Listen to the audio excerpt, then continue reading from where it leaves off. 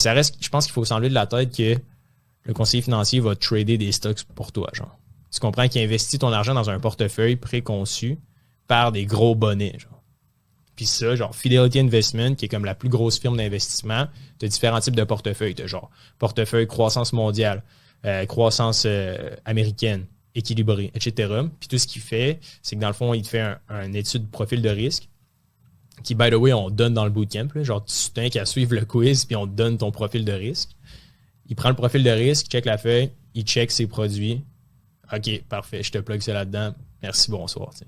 Si tu as des questions, ce qui est malheureux, puis un petit peu pourquoi je me suis intéressé aux finances personnelles, c'est que moi-même, en étant assis dans le bureau avec un conseiller financier, j'utilisais plein de jargon. Quand je sortais de là, j'avais mal à la tête, puis j'étais genre, qu'est-ce que ça veut dire tout ça, right?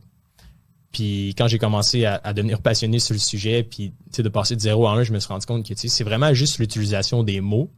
Puis ils n'ont rien à gagner de t'expliquer comment fonctionne le domaine financier. Puis c'est ça que je trouve un petit peu déplorable, c'est qu'il y a comme un cap sur l'apprentissage des finances personnelles parce que les incitatifs des professionnels font en sorte qu'ils veulent garder l'argent chez eux. Genre, ils veulent garder ton argent parce que c'est là-dessus qu'ils font leur salaire.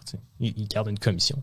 Ce que j'aime, par exemple, des planificateurs financiers, qu'il y en a qui sont vraiment juste, ils travaillent à l'heure. Là. Fait qu'ils chargent un taux horaire fixe. Fait qu'il n'y a aucun incitatif à te conseiller telle ou telle assurance ou tel placement. Tandis qu'un conseiller financier, ben, il est à commission. Genre. Fait qu'il fait un pourcentage sur ce qu'il investit avec toi. Fait que, of course, qu'il va te dire, hey, donne-moi, Oli, c'est le temps de me donner ton cash parce que, tu sais, le marché est chaud, là, right? C'est là où jamais il faut placer ton argent. Il est tout le temps chaud. C'est ça, tu sais. Fait que c'est juste ça que je trouve un petit peu déplorable. C'est ça qu'on essaie de faire, de démocratiser les finances. Parce qu'au bout du compte, ça s'apprend. Là. C'est pas plus compliqué que n'importe quoi.